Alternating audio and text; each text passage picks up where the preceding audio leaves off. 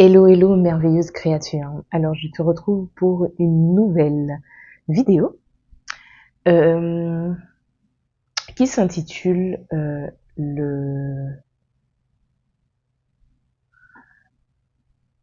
J'hésite, en fait, c'est pas que j'hésite, c'est s'intitule le processus de la guérison. Le processus de la guérison. J'allais dire le processus de la guérison de l'âme, mais honnêtement, euh, pour, pour arriver à une transformation concrète, c'est un processus inévitable. Tout simplement parce que euh, le Seigneur me mettait à cœur que chacun de nous, on est né comme avec un espèce de logiciel et un logiciel en parfait état. Ce qu'il a créé, c'est voilà, ça nécessite aucun soin, aucune réparation. Ce qu'il a créé, c'est parfait. Et puis, bah, pour certains, il ne faut que quelques heures à peine, quelques jours, quelques secondes, bref, l'ennemi fait un piratage. Tu vois, il vient, il pirate le logiciel. Et sachant que euh, tu es plus ou moins au contrôle de ce logiciel, tu ne te rends pas forcément compte que ton logiciel a été piraté. Ce n'est que après être tombé encore et encore, après frustration sur frustration, après colère sur colère, enfin bref, tristesse, amertume ou autre, que tu te dis mais il y a quelque chose qui ne fonctionne pas, il y a quelque chose qui ne va pas. Et c'est là euh, que le processus de guérison commence, c'est quand tu en as assez et que tu veux que ça change. Euh, Comme je le dis en fait sur cette chaîne, quand j'ai eu cette rencontre avec Dieu, le renouvellement de l'intelligence, la guérison de l'âme, ça ne s'est pas fait avec cette rencontre, tu vois. Cette rencontre est juste venue me dire que euh, voici, c'est possible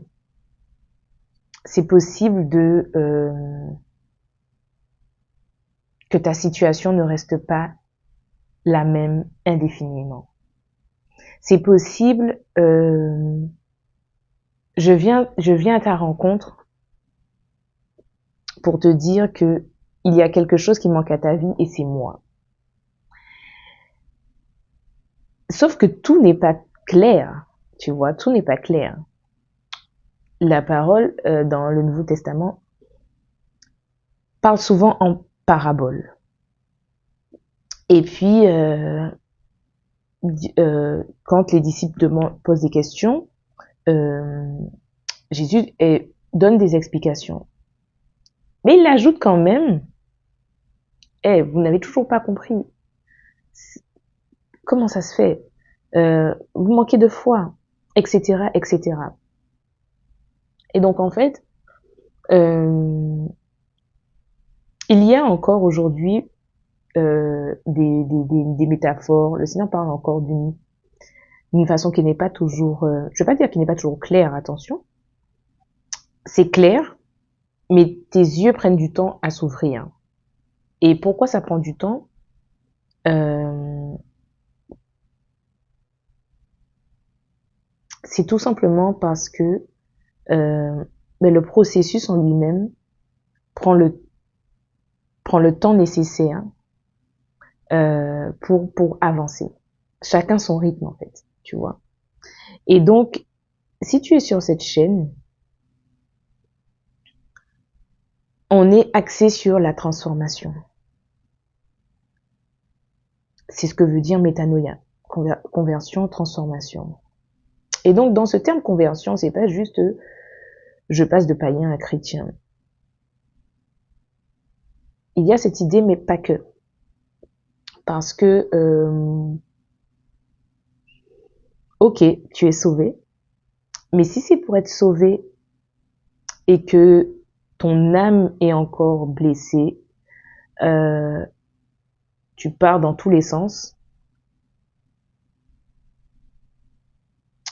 tu ne vivras pas cette vie que Dieu veut que tu vives.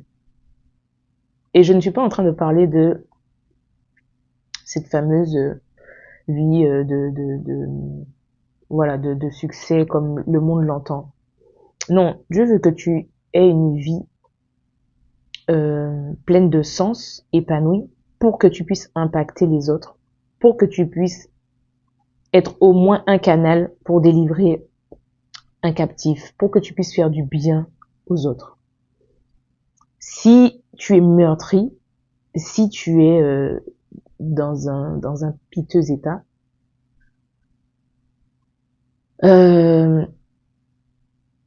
Dieu peut t'utiliser, hein, mais ça va être compliqué. Ça va être très compliqué parce que tu retomberas dans tes travers constamment et ce n'est pas sa volonté. Pourquoi je précise ça? C'est parce que l'un ne va pas sans l'autre. L'objectif de cette chaîne, ce n'est pas juste je veux me sentir bien dans ma peau et basta. Non, l'idée c'est de pouvoir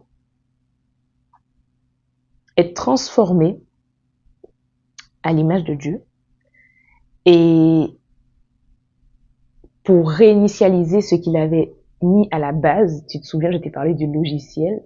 Donc pour revenir au logiciel de base et dire au monde, parce que nous sommes des lumières, vous voyez, c'est possible. C'est possible parce que nous avons tous le ministère de la réconciliation et que tu crois ou que tu crois pas. Voici, je suis la preuve vivante que Dieu peut faire des merveilles. Il le fera avec toi. Il le fera avec toi, il le fera avec toi, il le fera avec toi. Dieu a son regard constamment tourné vers les plus démunis. Et les plus démunis ne sont pas forcément, pas que ça, ceux qui n'ont pas des moyens financiers. Dans les plus démunis, il y a aussi ceux qui sont emprisonnés dans leur cœur, dans leur esprit. Et honnêtement, c'était mon cas. C'était mon cas. Peut-être qu'il va falloir peut-être 2 ou 3 vidéos. Parce que, voilà, déjà, il y a cette première partie. Et là, en fait, je vais sur un autre, enfin, sur un autre, non. J'avance sur un autre plan avec toi. C'est, enfin, ce qui me concerne. Tout simplement. C'est ma vie. Pourquoi je dis un autre plan? C'est parce que c'est quelque chose avec lequel j'ai du mal. J'ai du mal à me mettre à nu, j'ai du mal à pouvoir parler des choses de ma vie. J'ai beaucoup de mal. Mais j'ai appris à avoir du mal avec ça. Et par la suite, j'ai appris à trouver un équilibre entre, comment dire, tout déballer et la discrétion. Pourquoi je dis ça? Parce que avant, plus jeune, je parlais tellement que je pouvais parler de tout, quasiment avec n'importe qui. Et pourquoi je dis avec n'importe qui? C'est parce qu'il fallait pas forcément quelqu'un avec qui, dès qu'il y avait une sympathie, parce que voilà, je suis quelqu'un d'assez sociable. Enfin, j'étais. Bon bref, on va revenir dessus après. Je vais facilement vers les gens, voilà. Et donc du coup, je veux parler de tout, mais de tout. Il n'y avait pas de filtre, tu vois. Et puis, les épreuves de la vie arrivent et j'ai raisonné comme 99% des gens. Quand tu passes une épreuve, ces gens, tu vois ça là, plus jamais. Plus jamais. Donc j'avais telle démarche. Si en face j'avais voilà un soupçon de jugement, de moquerie ou autre. Porte fermée. Allez, next. Et après, ça fermait les choses. Vraiment, petit à petit, ça fermait les choses. Petit à petit. Et pourquoi je dis les choses, c'est parce que, en fait, ça fermait mon cœur. Et je ne me rendais pas compte que mon cœur était en train de s'endurcir. Et je ne me rendais pas compte parce que, pour moi, tout le long, jusqu'à il n'y a pas longtemps, pour moi, j'étais quelqu'un de très empathique, très, je veux de mal à personne, j'aime les gens. Bon, souvent, je disais aux gens, adieu, j'aime pas les gens, mais bon, bref. C'était encore une manière, effectivement, de pouvoir me protéger. Et bon, dans tout cela, j'ai été à me rendre compte que chaque blessure, l'ennemi était venu comme établir des pierres pour créer des forteresses. Et les forteresses, ça vient établir des convictions qui sont, qui sont, qui sont impossibles à enlever. J'emploie le mot impossible. J'allais dire difficile, mais non, j'ai pas peur d'employer le mot. Des forteresses sont impossibles à enlever. Pour l'être humain, c'est impossible à enlever. On parle de croyances limitantes, on parle de plein de choses. Pour l'être humain, les forteresses, les croyances là, c'est impossible à enlever. Mais gloire à Dieu. Il dit que ce qui est impossible à l'homme, lui est possible à lui. Lui est possible par son esprit, tu vois. Et en fait, personnellement, j'ai avancé sur ce chemin de je veux croire que c'est possible de rencontrer des gens bien, etc. Mais en même temps, je ne faisais rien intentionnellement. Je vivais pour vivre, en fait. Je vivais pour vivre. Je ne sais pas comment t'expliquer. Je vivais de manière très, très inconsciente.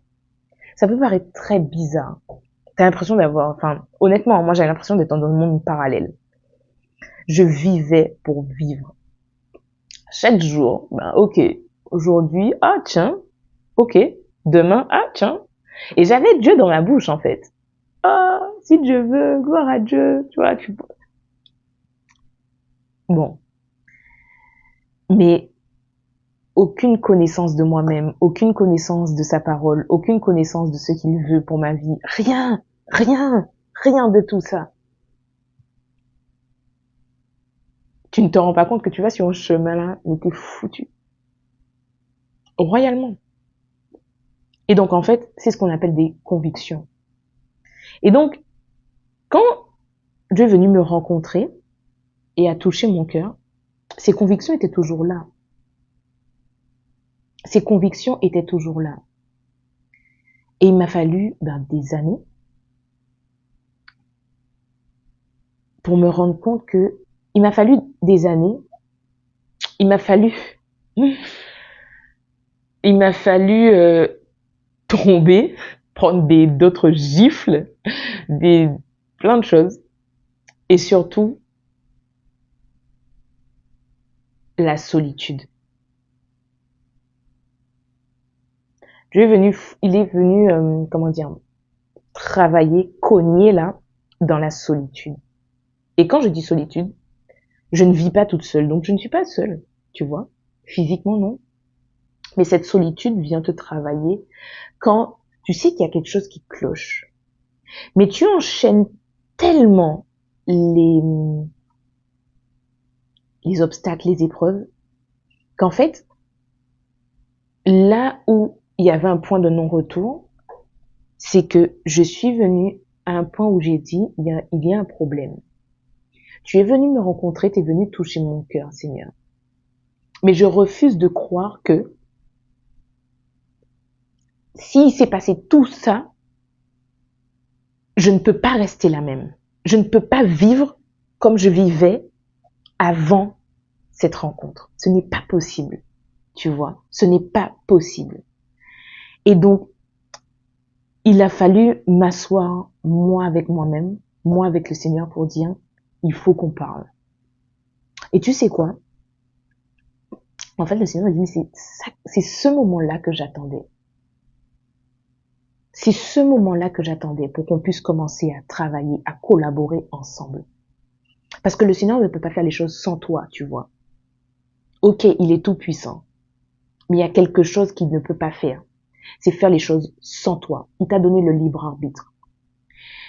Et honnêtement, c'est pour ça que je n'ai pas spécifié le mot âme. C'est parce que je ne pensais pas que la guérison était aussi douloureuse. Je ne pensais pas. Quoique je mens. Je mens.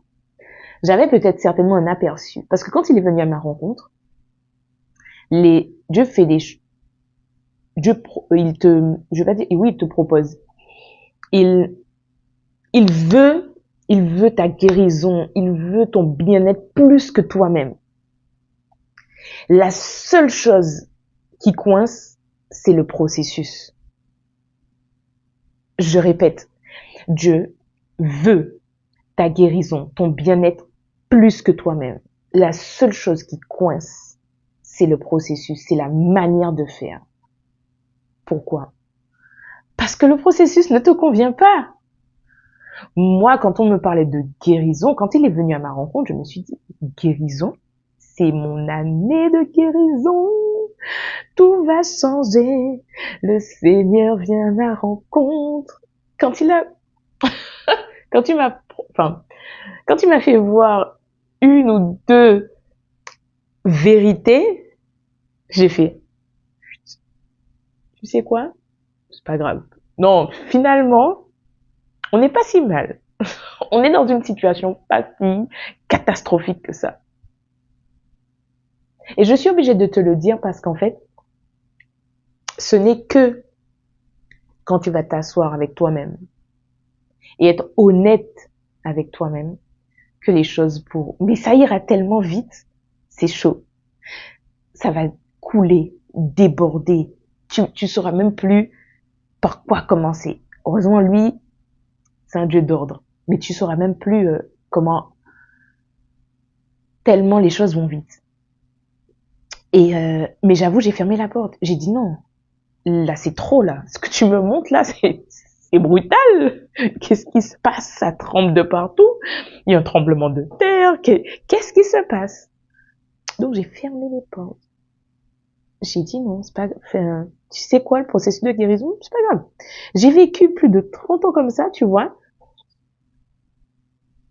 On peut faire jusqu'à la fin de la vie comme ça, tu vois. Parce qu'en fait, je me suis dit, je suis encore en vie. Et je suis pas, enfin, ça va, quoi. je me parle, je marche, tu vois, je suis pas dans un état critique. Et chacun a son seuil d'état critique. Et je souris, je ris, mais je ne me moque pas, attention.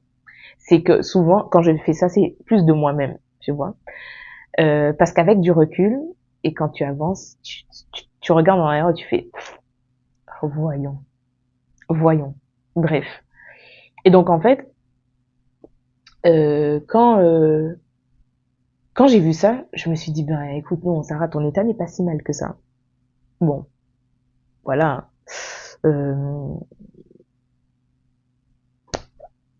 Pardon, mais c'est pas grave. Tu sais quoi, c'est pas grave. Va t'occuper de personnes qui sont déjà dans un état un peu plus, voilà. Laisse tomber. C'est pour ça que je te dis, Dieu veut ton bien-être, ta guérison, que tu ailles bien. Vraiment. Plus que toi-même. Regarde dans sa parole combien de fois il dit, ne crains pas. Donc il veut que tu sois en paix. Aujourd'hui, la société te dit, tu stresses, c'est normal. Regarde avec tout ce c'est normal. Limite, ne pas stresser, c'est anormal. Et on va te mettre un moyen de pression pour que tu stresses. Ok? Être bien dans tes baskets. On va te le vendre, mais on va te le vendre seulement si tu coches des cases. Donc Dieu veut que tu sois bien, mieux, plus que toi. Mais toi, est-ce que tu es prêt pour le processus de guérison? Après cette vidéo, pose-toi cette question. Est-ce que tu es prêt pour ce processus? Si tu réponds oui, mais que ça n'a pas encore chauffé, t'es pas prêt. T'es pas prêt parce que, en fait, moi, j'aurais regardé la vidéo que je suis en train de faire là, tu vois. J'aurais dit oui, quand même. Oui, moi, je suis prête et tout, et tout, et tout. Mais c'est pour ça que je viens aussi te parler des convictions. Et c'est pour ça qu'il n'y a que le Saint-Esprit qui convainc. Ce n'est dans le rôle de personne de convaincre qui que ce soit. Je crois qu'il y a une partie dans la parole qui dit que tu peux utiliser la parole pour convaincre. Si je me trompe pas, je crois que c'est l'apôtre Paul qui dit ça. Mais, encore une fois, c'est quand tu utilises la parole. Donc la parole, comment dire, on va dire dans ce cas-là, se suffit à elle-même. Tu convaincs pas dans un débat de tes opinions ou de tes sentiments ou quoi que ce soit. Non, c'est quand tu utilises la parole, tu vois. Et puis tu plantes une semence en fait. Et c'est le Saint-Esprit qui convainc. Sauf que moi, non, j'étais pas partie pour ça, tu vois. Et même pour pouvoir vouloir convaincre les gens, c'était pas dans une démarche de manipulation perverse. C'était dans une démarche où tu te rends pas compte, ça va aller. Parce que j'avais le syndrome du sauveur. Que je gère encore maintenant, c'est chaud. De toi à moi. C'est pour ça que je dis, on rentre dans une phase de cette chaîne où il y a de la confidence. Je suis pas à l'aise avec ça, mais je sais que je suis là, je suis dans l'obéissance en fait. Je suis pas du tout à l'aise avec ça. C'est une mise à nu avec laquelle je suis pas à l'aise parce que je sais pas exactement qui regarde ou pas, tu vois. Mais là, c'est plus en fait voilà, plus j'avance et ce que je suis, le moi-même avec mon raisonnement ou moi ou ce que je sens, etc. C'est mis de côté. Tout le process là avec lequel je viens avec les vidéos, c'est de côté. Il y a, je veux justement te parler de ce qui s'est passé avant et même pendant, mais pour te dire que c'est possible. Et en fait, quand chacun d'entre nous a des convictions et des fois on ne s'en rend pas compte. Et en fait, ces convictions sont mêlées à autre chose qui, je suppose, est très francophone, c'est à la langue. La langue française, elle est riche et le petit hic, le petit souci, et pour moi c'est un gros souci, c'est qu'en fait un mot aura une définition et une connotation et une expérience par personne. Le mot guérison,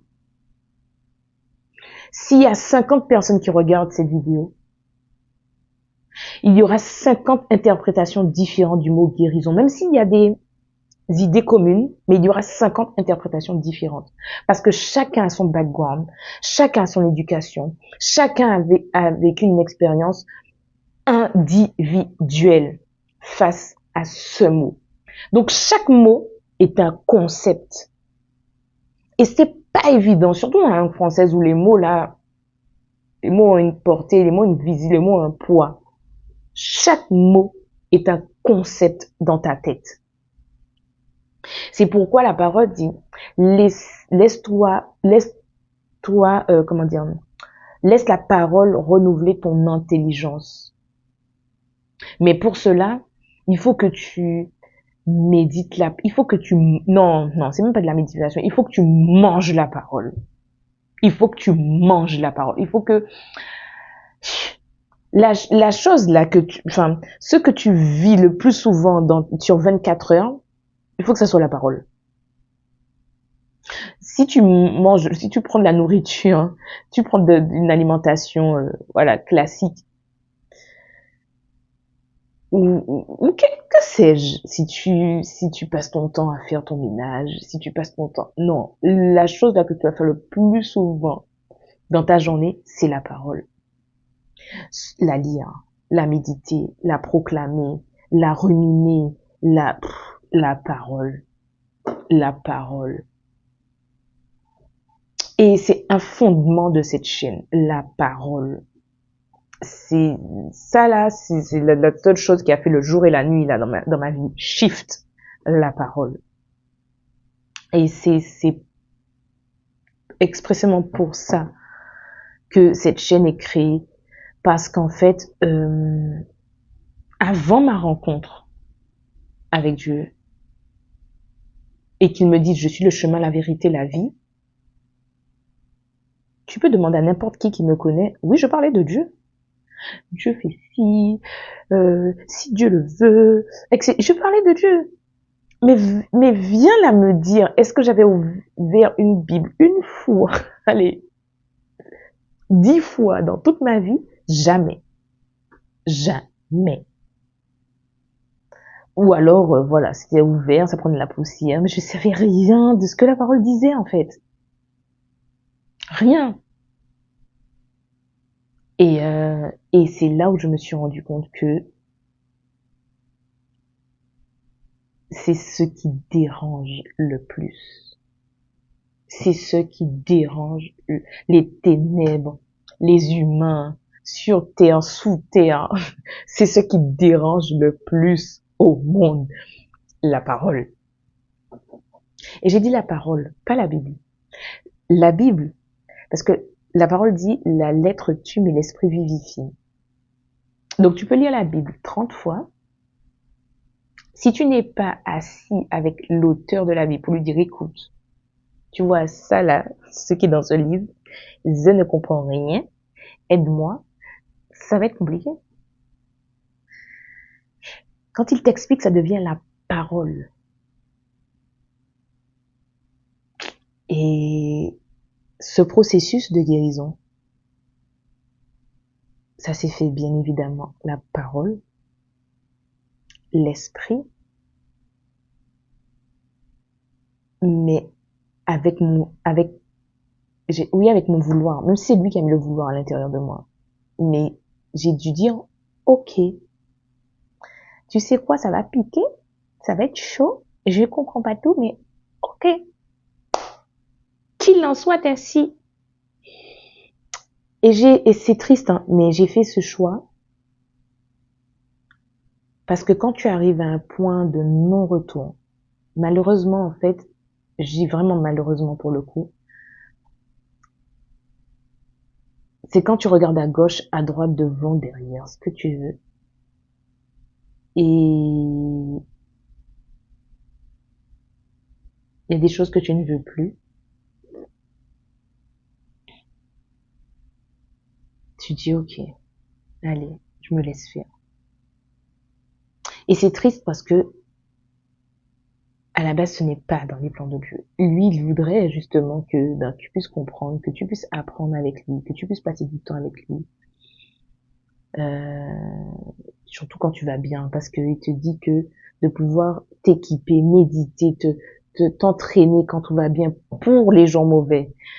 Mais quand tu dois t'équiper, faire tout ça dans les jours mauvais même, parce que toi-même t'as attendu à être dans un marasme pas possible pour te rendre compte que c'était pas ça, t'étais pas sur la bonne voie.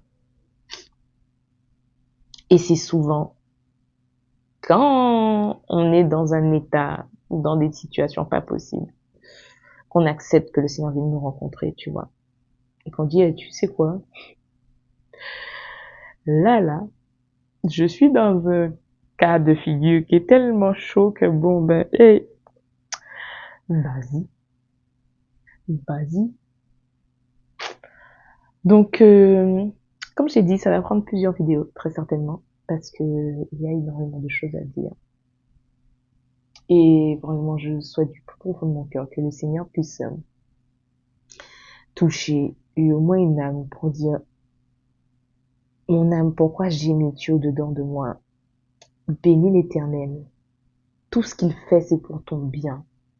Tout ce qu'il fait, c'est pour ton bien. Et tout ce que tu vis là, ce n'est pas forcément la vérité. C'est la réalité, mais ce n'est pas forcément la vérité. Et quand tu alignes la vérité à ta réalité,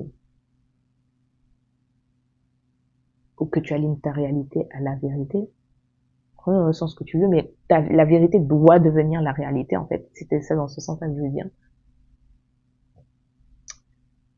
Il y a forcément une louange dans la bouche de chacun, dans ta bouche, dans la mienne, pour dire, tu sais quoi, tout concourt pour mon bien. Ce n'est pas un passeport pour faire n'importe quoi et dire, c'est pas grave, ça va concourir pour mon bien. Non, c'est pour se dire, écoute, on va prendre le temps qu'il faudra, mais je veux être dans tes voies, Seigneur. Je veux pouvoir correspondre à ce que tu veux de moi, ce que tu attends de moi.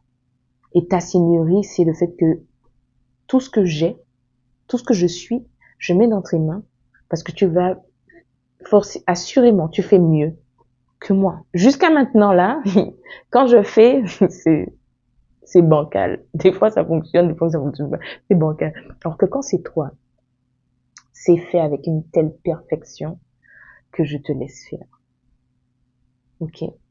Grâce et faveur sur ta vie.